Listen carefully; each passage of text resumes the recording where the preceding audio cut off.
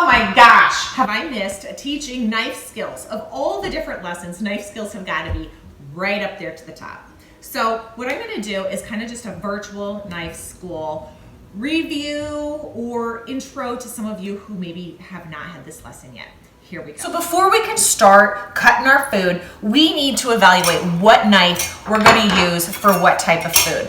So a brief overview, quick review is serrated knife. A serrated knife has these teeth in it, okay? Kind of like Jaws. Da-da, da-da, da-da. What kinds of things would we want to cut with a serrated knife?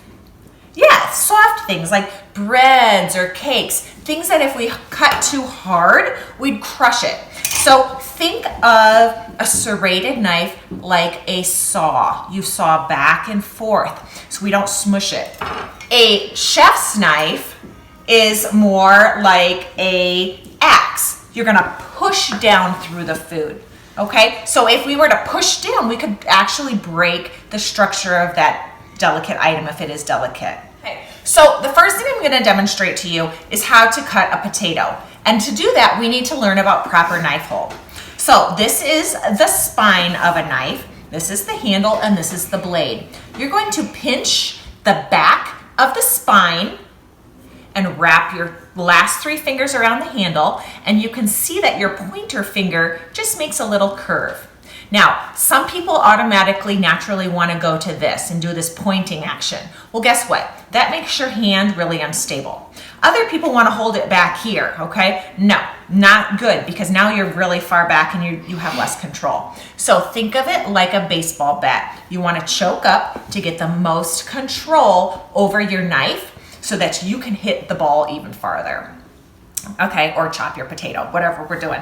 So with a potato, potatoes are roly-poly. Oh my gosh, they're so roly. What do we need? We need a flat surface. Easy peasy, look at there. I just cut the bottom off, now it's not going anywhere.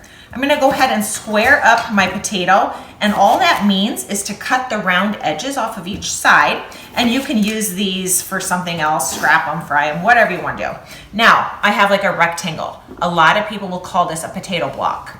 I'm going to just turn my potato and cut 1/4 inch slabs through the length of my potato. Now I can take these slabs, however many you're comfortable with, stack them up, and cut another 1/4 of an inch thick slabs. Now that you've got these, like, I don't know, French fry looking things, steak fries, these are actually called a bâtonnet cut. We can turn our bâtonnet cuts, cut them again, 1/4 of an inch. Now we have something called a medium dice. How easy is that? Okay, so moving on. Next thing I want to show you is bell pepper. We're going to use a chef's knife again for bell pepper. You can buy these in all different kinds of colors. They're really easy to cut once you learn how to do it. First of all, we're going to cut off this top part. Okay, this takes the core out. See that? Now I just reach in there and I grab that out. Next thing I do is I cut off the bottom. Again, I like to use the tops and the bottoms for other applications, so don't discard. Now, cut through. I didn't cut the bottom all the way off. Okay, you cut through. Now you can open it up. We got these white membranes, right? Nobody wants to be chewing on a membrane. So we're gonna roll our chef's knife across the inside, which basically removes the white strips. I like to cut it in half. Now I can draw my knife through this way. Oops. And you got bell pepper strips. Again, if you want dices, turn them the other direction, line them up, and slice them this way. Now, you got cubes of bell pepper. Another thing a lot of people struggle with that I want to go through is garlic. This is a garlic bulb, okay? Don't you think this is a clove. If a recipe calls for a clove of garlic, it's one of these. Don't think it's the entire thing. We'll have problems. Now we got all this paper, okay? It's not a birthday party, so we got to take this paper off. So what we're gonna do is taking our chef's knife, blade side down, can you imagine? Blade side down, and use the palm of your hand to pop it. When you pop it, the paper naturally peels right off, leaving you with the actual garlic.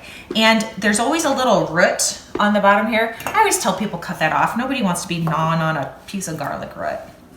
All right, so when we smushed it with our knife, we crushed it, Basically, we're releasing all of the natural oils found in garlic, which is going to give your food better, stronger flavor, so you can get away with using less. So now, using your proper knife hold, once again, what we're doing is mincing. So I just sliced it really fine one direction, now I'm turning it, and I'm slicing it the other direction. So basically all I'm doing is constantly turning and running my knife through my food. Now,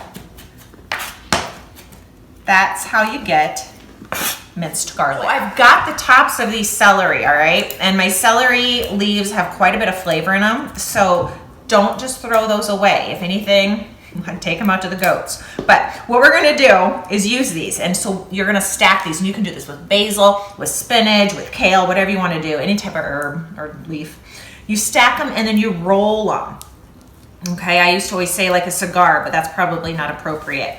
But you roll it up, and then you take your knife with your proper hold, and you just make thin slices through it. And what that does is it makes delicate, thin little ribbons, which make your food look all beautiful, okay? So we're gonna go ahead and throw this into our bowl. And there's our celery. The next thing I'm gonna show you is how to cut an onion. This is something you'll probably use this skill for the rest of your life, unless you're super not into onions. But what I like to do is identify the root. The root is the one that looks like it's got hair coming out of it. The other side is the stem. Cut off the stem side. Now, we got our flat surface again. Cut right down through the center of the root, okay? The root is what holds everything intact. So if I were to just peel off my skin at this point, this is what it would look like. Now, holding your knife properly, what you can do is you're gonna use your sharp knife and cut to, but not through the root. Once that's done, you're gonna turn it. So it's gonna just kind of be like this little fan. Now all you gotta do is turn it and do the same thing this direction. Now, guess what I have? Diced onion. Okay. All right, so there you have it. A very quick review of Knife Skills 101 with Mrs. Boyd at Cafe 35. I think we're gonna get ready to make some stir fry. See you later.